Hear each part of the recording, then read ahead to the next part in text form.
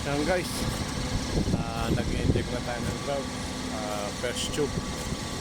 Yan, meron tayo rito 2 cubic meter na cement grout.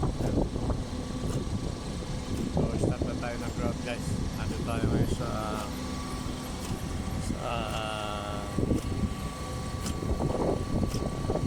nandito tayo ngayon dito sa mixer ng cement grout at natin ito sa injector. Kasi ating ang grout pump. So meantime tayo ang nagticontrol ng grouting pump. Yan.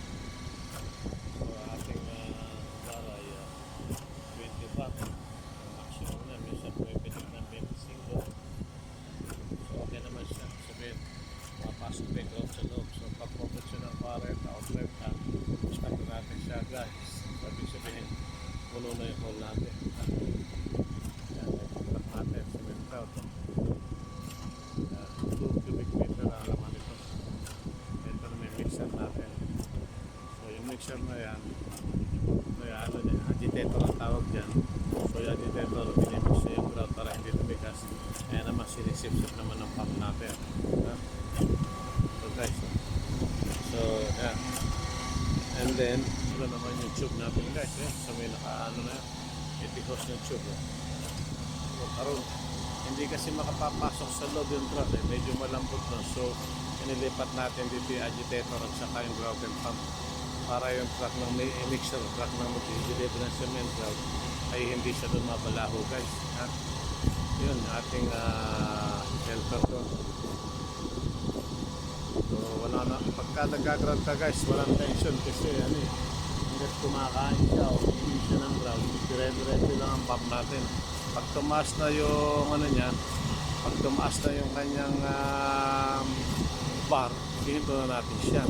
So actually dapat mga 15 to 20 bar lang okay na, pero diretso pa rin ang ng grout. Kain o yung butas. So hanggang hindi na-refill lahat ng voids ng butas, hindi natin ititigil guys yung yung grout. Ayan. So ayan yung ating apat na tube, 23 meters ang lalim. So isa pa lang ang umpisa natin. So bukas siguro itutuloy natin na din natin katapusin ng alas 7. Yan guys. Yan, ito yung ating injector pump. Grouting pump natin ito. Ayan yung video niya. Ayan yung agitator. Ayan yung mixer. So yan guys, dire-diretso lang ating grout injection ng 4 na tubo. So unang tubo pa lang ating naumpisahan. Alas 2 na tayo nag-umpisa. Tempera pa natin. So nakatumpisa tayo ng 2 o'clock.